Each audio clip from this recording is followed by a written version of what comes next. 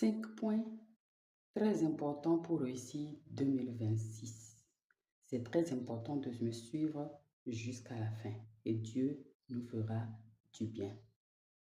C'est une grâce et une faveur d'entamer une année et ce n'est pas donné à tout le monde. Maintenant, comment réussir cette année? C'est important de savoir un certain nombre de choses qui nous aident à réussir l'année. La vie et réussir une vie, réussir une année n'est pas des slogans, ce n'est pas des vœux. Chaque année, à l'aube de nouvel an, il y a des vœux et puis on répond vœux réciproques, vœux réciproques. Est-ce qu'à la fin de l'année, c'est tous ces vœux-là qui se réalisent? Non. Donc la vie n'est pas conditionnée par les vœux, mais la vie est conditionnée par notre détermination et notre engagement avec le Dieu qui accorde la vie. C'est Dieu qui donne le succès. Tu peux faire des formations, tu peux travailler dur, mais si tu laisses Dieu de côté, tu ne pourras pas réussir ton année. Donc pour réussir 2026, il faut que Dieu soit au centre de ta vie, de tout ce que tu fais. Toutes les personnes qui ont couru loin de Dieu ou bien seules sans Dieu finissent toujours par regretter. Donc, pour réussir 2026, tu as besoin de mettre Dieu au centre de ta vie. Tu ne décides rien sans la vie de Dieu. Que Dieu nous fasse grâce, qu'il aiguise nos oreilles pour l'entendre. Et l'obéissance est la clé. L'obéissance à la parole de Dieu, l'obéissance à la voix de Dieu est la clé pour réussir 2026. Si toi, tu veux sortir, tu veux faire quelque chose et que tu sens dans ton cœur que Dieu dit non et que tu le fais, il y aura des conséquences. Écoute-moi bien jusqu'à la fin. Dans Matthieu chapitre 13, verset 25, la Bible dit que une nuit, pendant que tout le monde dormait, son ennemi arrive, il sème de mauvaises herbes au milieu du bon grain et il s'en va. Ça veut dire quoi? Ça veut dire que cette nouvelle année 2026 là, tu as prié, tu as jeûné, tu as déclaré des choses. Et puis, toutes ces bonnes choses que tu as déclarées, si tu ne veilles pas sur ça, c'est comme des semences que tu as fait. À la veille de l'année, on prie, on jeûne, on demande pardon à Dieu, on demande pardon les uns les autres, et après, on proclame des bonnes choses et tout et tout. Maintenant, comment faire pour garder ces choses-là? Comment faire pour vivre toutes ces bonnes choses que nous avons déclarées? Des prophéties, des paroles très fortes, positives qui ont été déclarées sur ta vie, que tu as prononcées sur ta propre vie. Pour garder tout ça, tu as besoin de veiller. Si tu ne veilles pas et que tu dors, l'ennemi viendra semer de l'ivraie dans tout ça. Donc, je viens juste pour le premier point, t'encourager à ne pas dormir. Que ta conscience soit éveillée. Il ne s'agit pas du sommeil physique, mais il s'agit du sommeil spirituel.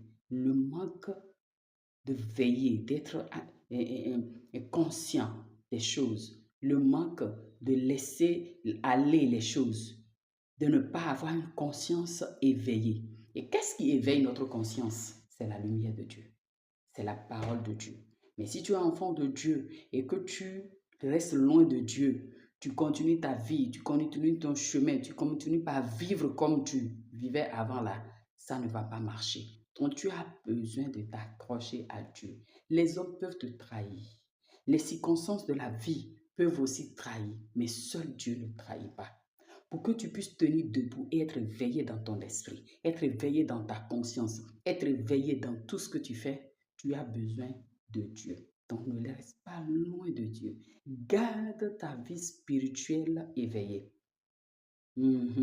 Garde ta vie spirituelle éveillée. Et les disciples sont venus pour demander à Jésus, mais on a constaté que tout ce que on a semé de bon, il y a des mauvaises choses dedans. Il y a de l'ivraie dedans, on va enlever. Et Jésus a dit, non, vous n'enlevez pas. Vous n'enlevez pas, vous allez attendre jusqu'à la moisson. Ça veut dire que toutes ces bonnes choses que tu as semées dans ta vie, si tu ne veilles pas et que l'ennemi vient pour semer de l'ivraie, il y a de ces choses-là qu'on n'arrive pas d'enlever.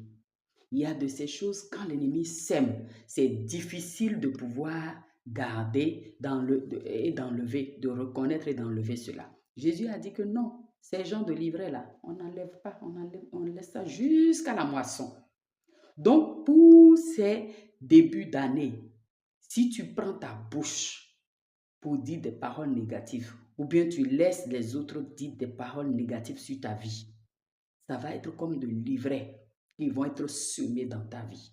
Donc, c'est pour cela que tu dois être positif. La vie et la mort. La Bible nous dit dans le livre de Proverbes que la vie et la mort est au pouvoir de la langue. Donc, ne laisse personne dire des paroles négatives sur ta vie. Ne laisse pas les circonstances de la vie te raconter, te dire que toi, tu dois déclarer des choses négatives. Non. Même quand la situation devient difficile, je t'encourage pour réussir 2026. Ce premier point, c'est de veiller, de ne pas dormir. Veille sur ta langue, veille sur tes comportements, veille sur ton caractère, veille sur ton entourage. Et n'arrête jamais de détruire et d'annuler par le sang de Jésus les paroles négatives que les autres vont prononcer sur ta vie. Parce que la vie et la mort est au pouvoir de la langue. Et tu ne peux survivre, tu ne peux vivre, tu ne peux réussir 2026 avec des paroles négatives, avec des semences négatives. Donc ne laisse pas qu'aucune mauvaise semence négative livrée entre dans ta vie, entre dans ta famille. Refuse ça au nom de Jésus. Deuxième point, garde ton cœur plus que toute autre chose. Ne laisse pas les grains négatifs, ne laisse pas la colère, la médisance, les mauvaises choses entrer dans ta vie. Garde ton cœur, le source de la vie. Proverbe dit que garde ton cœur plus que toute chose, parce que c'est de là que vient toute bonne chose. En tant qu'enfant de Dieu, Dieu ne nous bénit pas de l'extérieur, Dieu nous bénit de l'intérieur. C'est ça la différence avec les autres. Les autres, avec l'apparence, ils sont bénis. Mais les chrétiens, les enfants de Dieu ne sont pas bénis par l'apparence. Ils ne sont pas bénis par l'extérieur, mais ils sont bénis de l'intérieur. Ce que tu es dans ton cœur à l'intérieur, là, c'est ça qui attire la bénédiction de Dieu qui n'est suivie d'aucun chagrin. Je ne parle pas des bénédictions superficielles, des choses éphémères de cette terre-là. La source de ta bénédiction dépend de comment est-ce que cette bénédiction-là va résister. Comment est-ce que cette bénédiction va demeurer pour longtemps. Donc Dieu que nous servons, le Dieu d'Abraham, d'Isaac et de Jacob, manifesté en Jésus-Christ, notre Seigneur Sauveur, ne bénit pas l'apparence. Il ne bénit pas de l'extérieur. Il bénit de l'intérieur, de ce que tu es. C'est ça le deuxième point. Garde ton cœur plus que toute autre chose. Abonne-toi, partage. N'oublie pas de liker pour les 3 autres points pour la réussite de 2026. Sois béni abondamment. Je suis Madame Barry. Santé mentale, mon job. Que tu sois en bonne santé spirituellement, émotionnellement et physiquement. Car Jésus-Christ est le vrai psychologue de notre âme. Ne laisse rien de négatif remplir ton cœur. Sois béni abondamment.